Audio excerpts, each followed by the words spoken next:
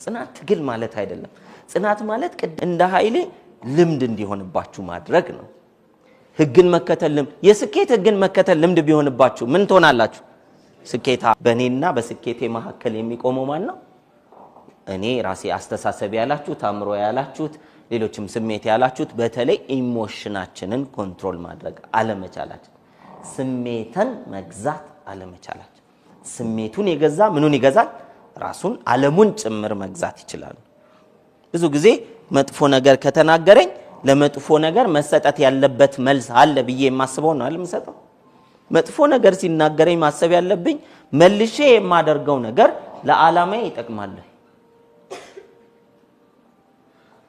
ሌላስ አንድ ሰው ወደ ሆነ ቦታ ሲጠራኝ ጥሩ ወደሚባል ቦታ ሲጠራኝ ጥሩ ስለሆነ አይከድም ለዓላማዬ ይጠቅማል ወይ ካልጠቀመ ነው ማለት መቻል አለብን እሱ ምን ይባላል ህግን መከተል ስለዚህ ጸና ከሚለው ቃል ጀርባ ምን አለው እንቅፋቶች ገጥሞ ግርግዳ ገጥሞት ፈተና ገጥሞት ጨለማ ገጥሞት ረሃብ ገጥሞት ችግር ገጥሞት ህመም ገጥሞት ተስፋ የሚያስቆርጥ ነገር ገጥሞትም በዛው መንገድ ለመሄድ እስከ መጨረሻው ቀጠለ ነው አይደል ስለዚህ እንድታስታውሱ የምፈልገው ጽናት ሲባል ልክ ሲፈተን ነው የምትጸኑበት ነገር ሲፈተን አሁን ልጽና ወይሳል ለምሳሌ ታጋሽ ሆኖ መኖር የሚል ዓላማ ቢኖራችሁ ታጋሽ ሆኖ ስድብ ሲመጣ አምጡና መጀመሪያ በምን ትለኩታላችሁ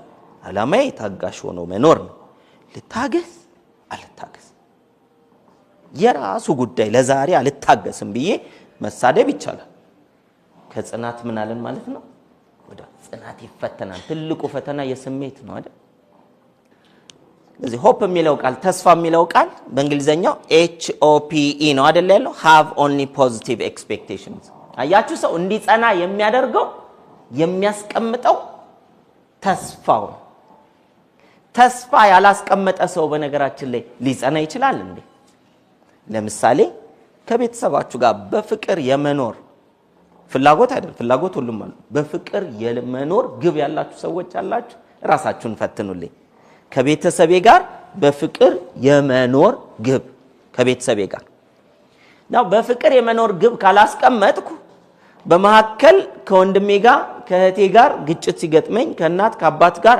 አለመስማማት ሲገጥመኝ ተስፋ ስለማላደርግ መልካም ነገር ስለማልጠብቅ አቋረጥኩ ማለት ደግሞ አልጸናሁም ማለት ነው የሚያቋርጡ ሁሉ አያሸንፉ ይሄን በደንብ ያዙት ሁሉ የሚያቋርጡ ሁሉ አያሸንፉ የሚያሸንፉ ሁሉ አያቋርጡ ሰው የሚያሸንፈው ስላልተፈተነ ሳይሆን ስላላቋረጠ ነው ሰው የሚሸነፈው ፈተናው ከባድ ስለሆነ ሳይሆን ፈተና ሲገጥመው ስለሚያቆም አቁሞ ውጤት የለም ለምሳሌ አንድ ሰው ዛሬ ቢዝነስ ቢጀምርና በንጋታው ቢዘጋው ፉክክሩን አልቻልኩትም ብሎ ቢዘጋው በቴሌቪዥን ላይ በየጣቢያው ይቀርባል በአጭር ጊዜ የዘጋው ሰውዬና ለማህበረሰቡ የሚሰጠው ልምድ ከሱ መማር ይቻላል ግን ቴሌቪዥን ላይ አይቀርም ቴሌቪዥን ላይ ተፈትነው ያለፉ ሰዎች መቅረብ አለባቸው ብያምናል ነው የሚቀርቡት ልል ነበር ለካ ብዙ አይነት ይቀርባል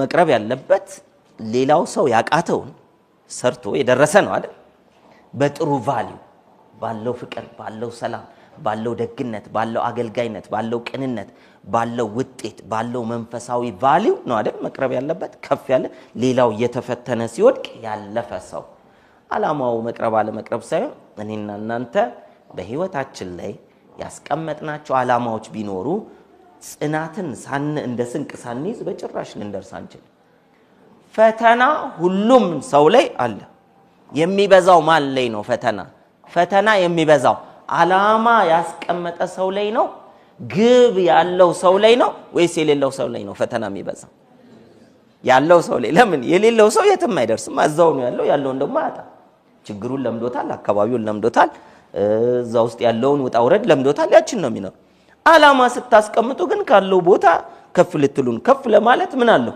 ወደማታውቁት ቦታ ነው የምትሄዱት ማለት ነው ካለን ፍቅር ከፍ ለማለት ካለን ገቢ ከፍ ለማለት ምንድነው የምንጨምረው? ያለኝን ባህሪ ላይ ላሻሽል ነው ማለት ነው። ስለዚህ ላስቀመጥነው ዓላማ የምንጀምረው ነገር ከጓደኛ ሊያርቀን፣ ከቤተሰብ ሊያርቀን፣ ከምንፈልጋቸው ነገሮች ከመዝናኛችን ወደ ኋላ ሊያደርገን ይችላል። ጥሮችን ሊያስተውን ይችላል። ግን ምን ይሰጠናል? የተሻለ ነገር ይሰጠናል። የምትፈልጉበት ቦታ እስክትደርሱ ድረስ ፈተናዎቹ ሲመጡ ከፈተናዎቻችን ይልቅ አይናችን ምን ላይ ይሁን? የመጨረሻው ውጤት ላይ ይሁን። እናንተ ዛሬ አንድ የምትደርሱበት ግብ አስቀምጣችኋል። ካልሆነ እንደ ፉዬ ገላ ንፋስ ነው የሚወስዳችሁ። ንፋሱ የፈለገበት እንጂ እናንተ የምትፈልጉበት አትደርሱ። የምትፈልጉበትን ቦታ አስቀምጡ። አንድ ሁለተኛ ከመድረሳችሁ በፊት የምትፈልጉበት ቦታ ለመድረስ ተነስታችሁ የምትሰሩት ስራ ይኖራችሁ። ሁለት እነዚህን የምትሰሩትን ስራ ስትሰሩ ያልባችኋል፣ ይደክማችኋል፣ ይርባችኋል፣ ይጠማችኋል። ከሰው በታች ትሆናላችሁ። ባሊ ከመሸከምና ከመቆፈር ይበልጥ የሚከብደው የትኛው ነው? መቆፈር ነው። ባሊ ከመሸከምና ጭራሽ አህያ ገዝቶ ለአህያ ከማሸከም ስታስቡት መሸከም ይበልጥ ይከብዳል። ወደዛ ማሸከም እዛው ነው፣ ሸክሙን ነው የቀያየረው የነበረው ብሩኖ። ፓብሎ ግን ሲስተም መዘርጋት ነበር የሚሰራው። ስለዚህ አይኖቻችሁም የምታደርጉባቸው በፈተና ሰዓት የመጨረሻ ይኮ ሽልማቴ ያ ነው የምትሉት አላችሁ ወይ? የመጨረሻውን ያላየ ወዴት ይጸናል? አላየማ ወዴት ይጸናል? ፍለፊቱ ግንባሩ ላይ ያለውን ነገር ነው የሚያየው። በምን ተፈትናችኋል? የምታልፉት በሱ ነው። ዛሬ ምን ፈተና አለባችሁ? ብዙ ሰው ፈተናው ያማርራል። ጭራሽ ዞር አድርግልኝ ይላል። እንዴ ምን እንደማለት ነው? ለ12ኛ ክፍል ቁጭ ብላችሁ ፈተናው ቁጭ ሲል ጸሎት አድርጋችሁ ዞር ማስደረግ ይቻላል። ተነስታችሁ ብትሄዱ ዞር አይልም እንደ ፈተና። ኮሌጅ ግን በእንደሱ ዞር ተብሎ አይገባ። ዩኒቨርሲቲ ኮሌጅ መግባት ካለበት 12ኛን ክፍል መልቀቂያ ፈተና ተወስዳለህ ነው። ፈተናውን ዞር አታድርጉ። ፈተናውን የሚያሳልፍ እይታ እዩ። ከፈተናው በኋላ ያለውን ሽልማት እዩት ነው። የምታዩት ሽልማት አለ ወይ? that's called dream, goal, vision, purpose የሚባለው እኮ ይሄ ነው። ሰው ህልም ከሌለው ዓላማ ከሌለው ግብ ከሌለው ምን እያየ ይለፍ? ፈተናው ምን ያሳልፈው? ለመውጣት ከፈለገ እንደሚወጣ አውቃለሁ። ለምን? ፈጣሪ ስለሚችል። ከችግራችሁ መውጣት ትፈልጋላችሁ? አዎ መፍትሄው በፈጣሪ ዘንድ አለ። መጽናት ግን መቀበያ ዘዴያችን። የት አለ ጽናታችሁ? በምንድን ነው መጀመሪያ የምንጸናው? በሐሳብ የምንጸናው መጀመሪያ በሐሳብ። ለምን? ሐሳብ ቁስ ስለሚሆን። ስለዚህ የመጀመሪያው ጽናት በሐሳብ። ዓለማው ኢትዮጵያውያንም በወቅቱ ያደረጉት ምንድነው? የዛሬ 100 ምናምን ዓመት ጣሊያን በሉት ሌላው በሉት መጥቶ ውጊያ ሲፈልግ በሐሳብ። ከዛ በፊትም እኮ አለ። ከዛ በፊትም ጦርነት አለ። በሐሳብ በጭራሽ አንሸነፍም ወይ ሞት በቃ እንዳለ እናልቃታለን እንጂ አንሸነፍም ነበረ ዓላማችን። ስለዚህ በክብር ማለት የዓለምን ታሪክ ከቀየሩ ነገሮች መካከል እኮ አንዱ አድዋ ነው። የዓለምን ታሪክ ማለት ነው። ጥቁር ዛሬ ቀና የሚለው አድዋን እያነሳ ነው። ምን ማለት ነው? እንችላለን ብለን ሐሳቡ ላይ ስለጸናን ነው እንጂ ባይዘው ወይ መሳሪያ ማች ብናረግ ከጣሊያን ጋር ያኔ የማን ይበልጥ ነበር? ግጥም አድርጎ የነሱ ይበልጥ ነበር። ግጥም አድርጎ ግን ከመሳሪያ በላይ ማን ያሸንፋል? ሐሳብ ያሸንፋል። አሸንፈን እንኖራለን ነው። በነፃነት እንኖራለን የሚለው ለቫሊው እኮ ነው የዘመተው። በዛ ሰዓት እኮ ነው ዝመቱ ሲባል እኮ ሁሉም ሰው ከሄደ በኋላ እኮ ነው ምንም ዓለም ያዙን እኮ ያወቀ ሰው አለ። ኢትዮጵያ ዝመቱ ተብሏል ሲባል በየት በኩል ነው ብሎ ሄደው እሺ ምንድነው የምናረገው? ተኩስ ሲባል ወይም ወርወር ሲባል ምንም ያልያዛ። ይሄም ከምን የመጣ ነው? ከጠንካራ እምነትና ቫሊው። ሞታለሁ አልሞትም፣ ገንዘብ አገኛለሁ አላገኝም። ዛሬ ሰው እንደዛ ነው አይደል የሚኖርበት ነገር። ታዋቂ ሆናለሁ አልሆነም፣ ሞታለሁ አልሞትም፣ ወይንም ገንዘብ አገኛለሁ አላገኝም አይደለም። ከፈጣሪ ጋር ሆንበታለሁ አልሆንበትም ማለት የመጀመሪያው ቫልዩብል ነገር። ሁለተኛው ለሰዎች ያገለግልበታለሁ አላገለግልበትም።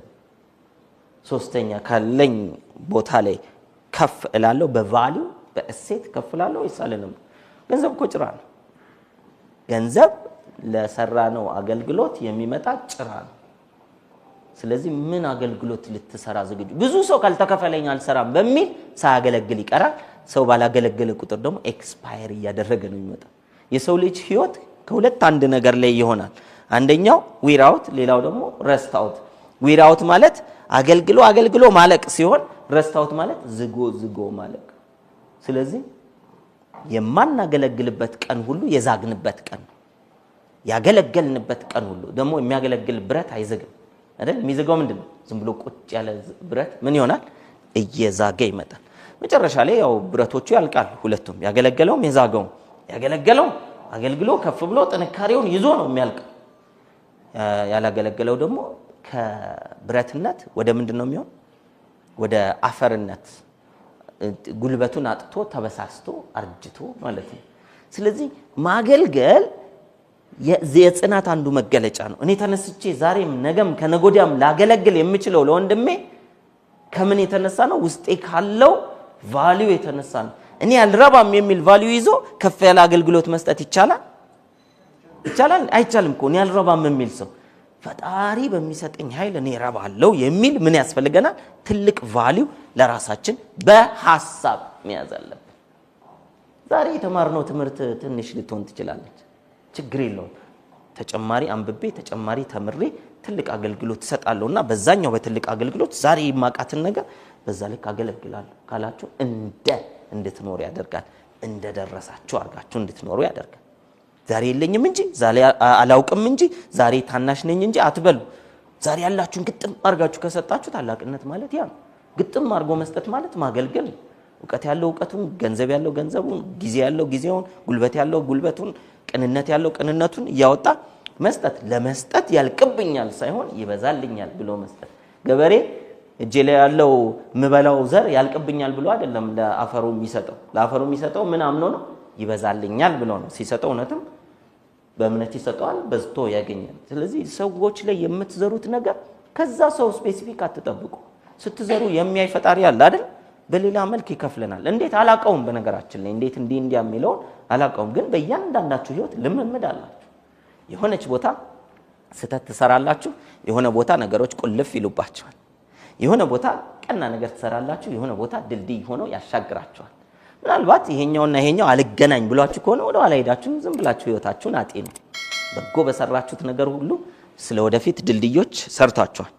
ደግሞ ሳታስቡትም አስባችሁትም በንዴትም በክፋትም ምናምን የሰራናቸው አጉል ነገሮች ዛሬ ህይወታችን ላይ እንቅፋት ይሆናል። የዘራነውን እያጨድን ነው ማለት ነው የምንኖረው። ስለዚህ መጽናት ሲባል ለሰው ተብሎ እንዳይመስላችሁ፣ ማገልገል ሲባል ለሰው ተብሎ እንዳይመስላችሁ። ሳገለግል እኔ ጋር የሚያድገው የእችላለሁ ስሜት ነው። ሳገለግል እኔ ጋር የሚሰጠኝ ድልድይ ነው፣ መሻገሪያ ነው። ሳገለግል የኔ ዕውቀት እየጨመረ ይመጣል። ሰው በነፃ የሆኑ ሰዎችን ቢያስተምር ያለው ዕውቀት እየጨመረ ነው እየቀነሰ ነው የሚመጣው? ሰው በነፃ የሆነ ቦታ ሄዶ ጉልበቱን ቢያገለግል ያለው ጡንቻ፣ ጥንካሬ፣ ጤንነት እየጨመረ ይመጣል ወይስ እየቀነሰ? ስለዚህ መስጠት በየቀኑ ዊራውት ለማድረግ ነው መነሳት ያለብን። ስንተኛ፣ ስንበላ፣ ስናማ፣ ሶሻል ሚዲያ ስናገላብጥ፣ ስንዝናና ከመሸ ይሄኮ ረስታውት ማድረግ ይሄን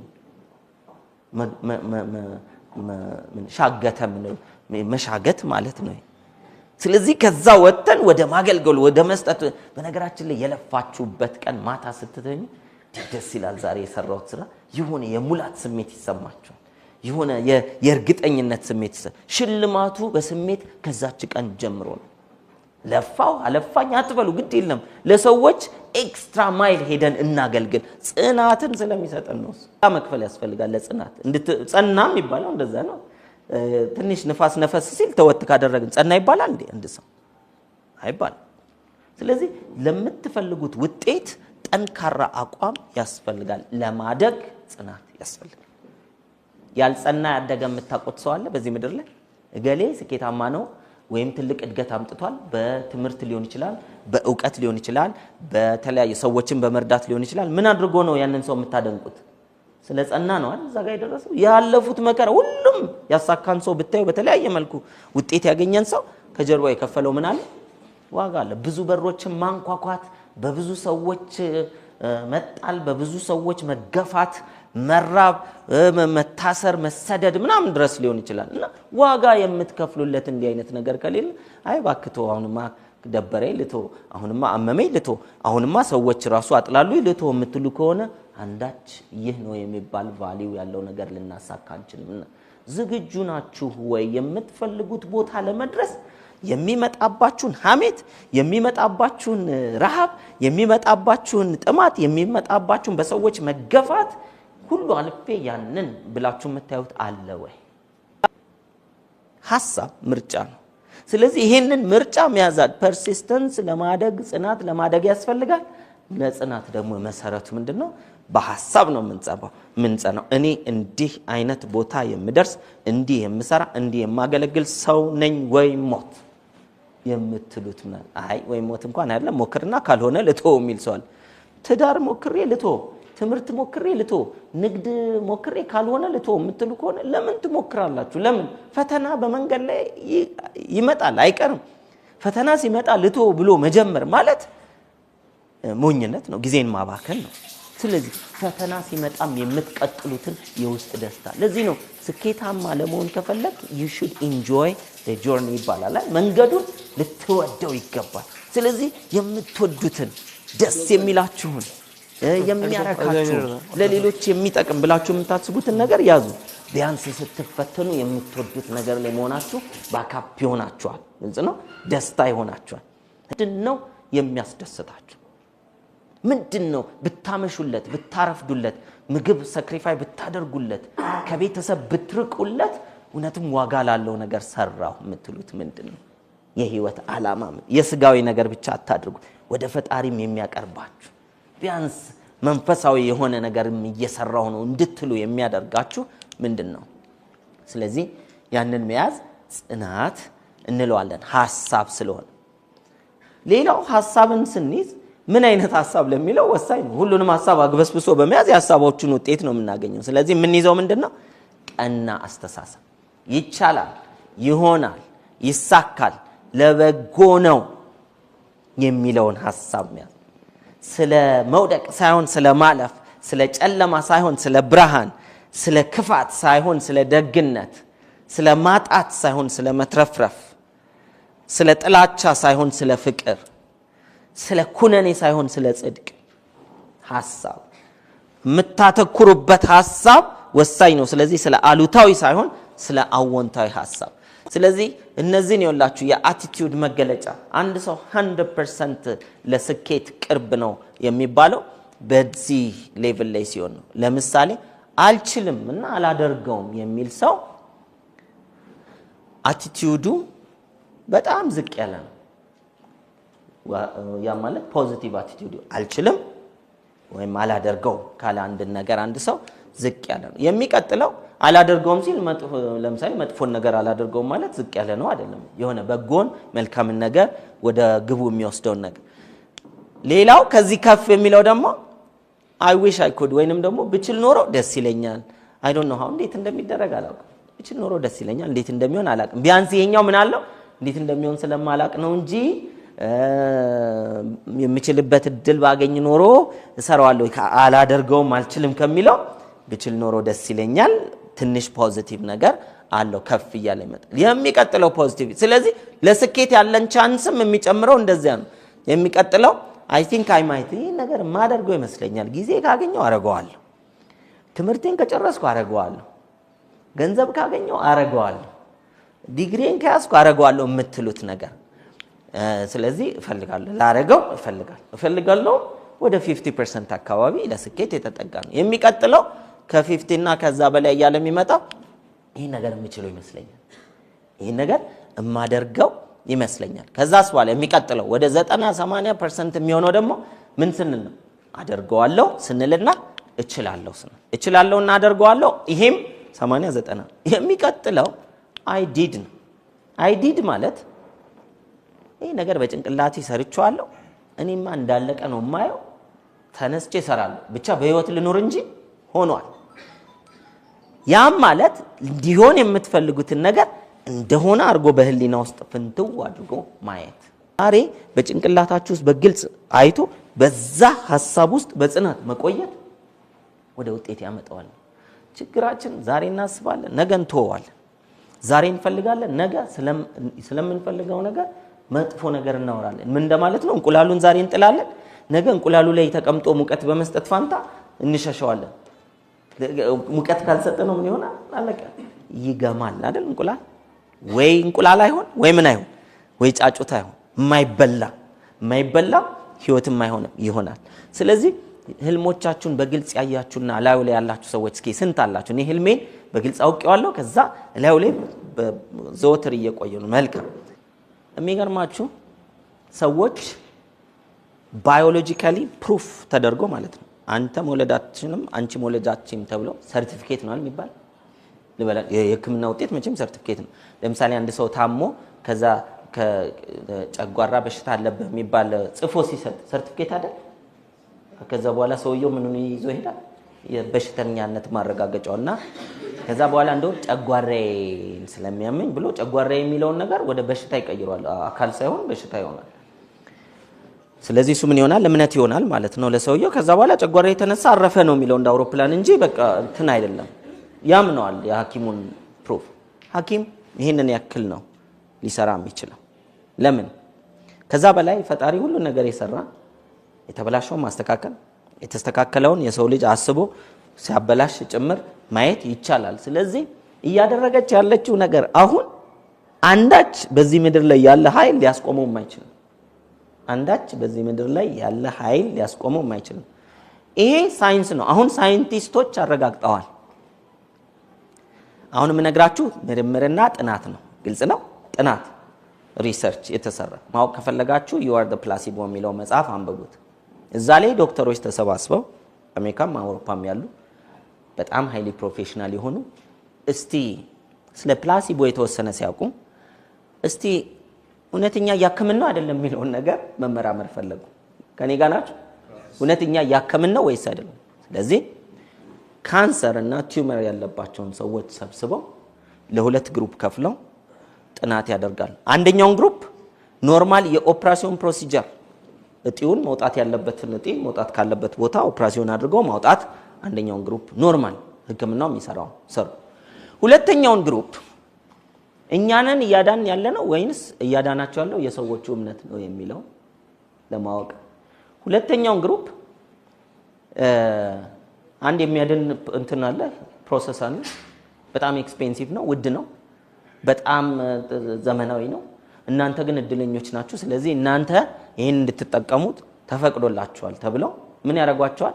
ለምሳሌ እጤው ያለው እዚህ ጋር ከሆነ ወይም እዚህ ጋር ከሆነ ወይም ሌላ ቦታ ያለበት ቦታ ላይ ምንድነው የሚደረገው አሏቸው? ይቀደድና በትንሽ ቀዳዳ እዛ እጤው ላይ ይሄ መድኃኒት ይደረግበታል። መድኃኒቱ ያተነዋል ያሞሽሸዋል ብለው ይነግሯቸዋል። ከዛ ኦፕሬሽን ያደርጓቸውና የሚወጉት ነገር ምንም የላቸው ምንም ማያረጓቸው። እዚህ ጋር ከሆነ ቀደድ አድርገው ይሰፉታል። እነዚህ 100% ዳኑ። ያበጡት ቦታዎች እጢዎቹም ካንሰሩም 100% ጠፋ ከነዚህኞቹ በተሻለ። ፍራሽ የዓለም ነገር አይውሰደን። ቀና የሆነውን በጎ የሆነውን መልካም የሆነውን ታላቅ የሆነውን የማገልገል የሆነውን ነገር እናገልግልበት ዛሬ አሁን። ካልሆነ ይቆጨናል። ነገር ያልፋል። እኔ በእያንዳንዷ መንገድ ላይ ምናምን የሚለምኑ ሰዎች እንደዚህ ሳይ ስሰጥም ሳልሰጥም በዛ ቦታ በሆን ኖሮ ምን እፈልጋለሁ ብዬ እያሰብኩ ነው ማልፈው። እዛ ቦታ ለመሆን አይደለም። ቢያንስ እንኳን ምንም ብር ሳትይዙ ከሆነ አይዞ ዛሬ አልያዝኩም በጣም ይቅርታ ጭምርኮ ማለት አለ። ሰው እኮ አንተን ሊለምን ሲመጣ አላህ ብሎ ጠርጥሮ ሲያይ እኮ ምንም እንደሌለው ቢሆን አይመጣም አይደል እንዴ? አላችሁ ተብላችሁ ብትጠረጠሩ ይሻላል ወይስ የለውም ተብሎ መጠርጠር ይሻላል? ባክ የለኝም ለራሴ አትበሉ። ተጠርጥራችኋል። ባለውነት አለው ብለ ስላሰብከኝ አመሰግናለሁ። ስለዚህ አንተም ነገ ሰጪ ያርግ። እስቲ ከዛሬ ጀምሮ እያንዳንዳችን ለማንም ሰው ለጓደኛም ለማናቀውም ለተቸገረም ሰው ስትሰጡ ነገ አንተንም ሰጪ ያርገህ ያላችሁ እስቲ ስጡ።